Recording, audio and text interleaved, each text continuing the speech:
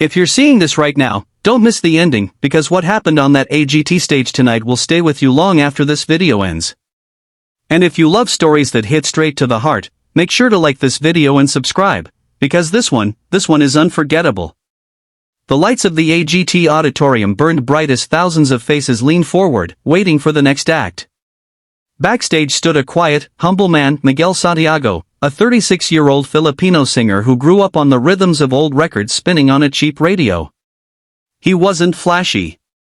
No glittering jacket. No dancers. Just a simple black shirt, blue jeans, and a worn-out pair of shoes he always called his lucky pair.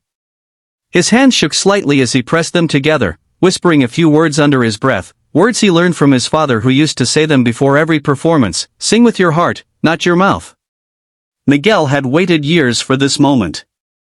Years of working double shifts as a hotel janitor, sending money back home to his mother in the Philippines, and singing to tired tourists who tipped more out of kindness than recognition of talent.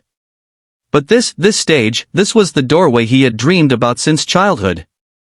But as soon as he stepped out onto the stage, he froze for a second.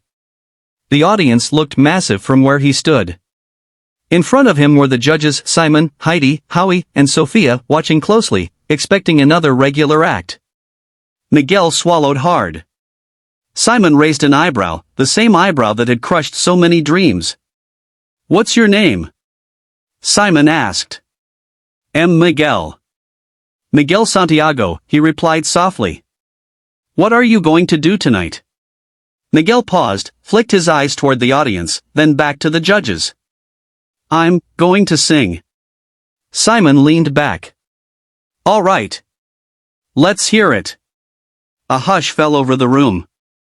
The opening guitar chords of "Can't Help Falling in Love" echoed softly through the speakers. The crowd shifted. A Filipino Elvis? They had seen impressions before, but Miguel wasn't dressed like Elvis, didn't pose like him, didn't try to look the part. And yet, the moment he opened his mouth, everything changed.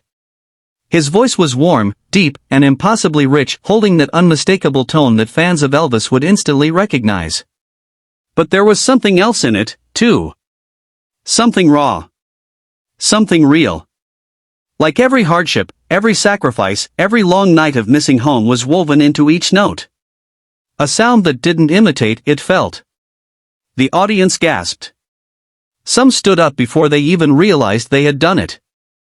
Heidi placed a hand over her heart. Sophia whispered, "Oh my God." Howie's eyes widened. But it was Simon, stern, rarely moved Simon, whose expression softened first. Miguel closed his eyes as he sang. He didn't see the thousands of people, the blinking lights, or the judges' reactions. All he saw was his father sitting on an old wooden chair in their small home in Laguna, nodding along as Miguel sang for him as a child.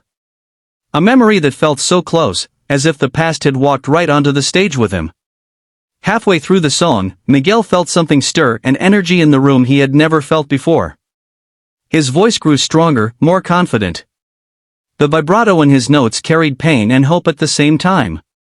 Every lyric felt like a confession, every breath a prayer.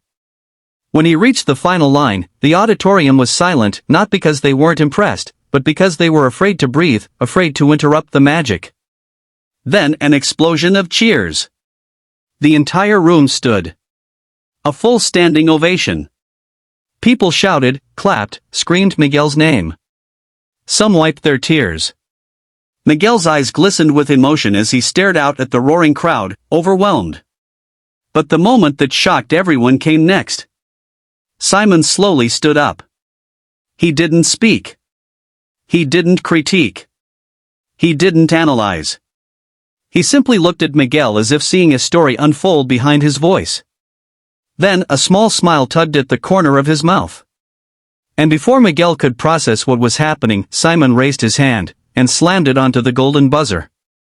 The auditorium exploded in golden confetti. Miguel dropped to his knees, hands covering his face, sobbing silently. Everything he had carried, years of doubt, loneliness, sacrifice, burst open in that moment. The judges rushed to the stage. Heidi hugged him first, telling him how beautiful his voice was. Sophia wiped her eyes. Howie patted him on the back. And Simon simply placed both hands on Miguel's shoulders and said, "That wasn't an impression. That was soul." As Miguel looked up into the rain of glittering gold, he remembered all the nights he almost gave up. All the times he thought the world wouldn't notice someone like him. But they did. They finally did.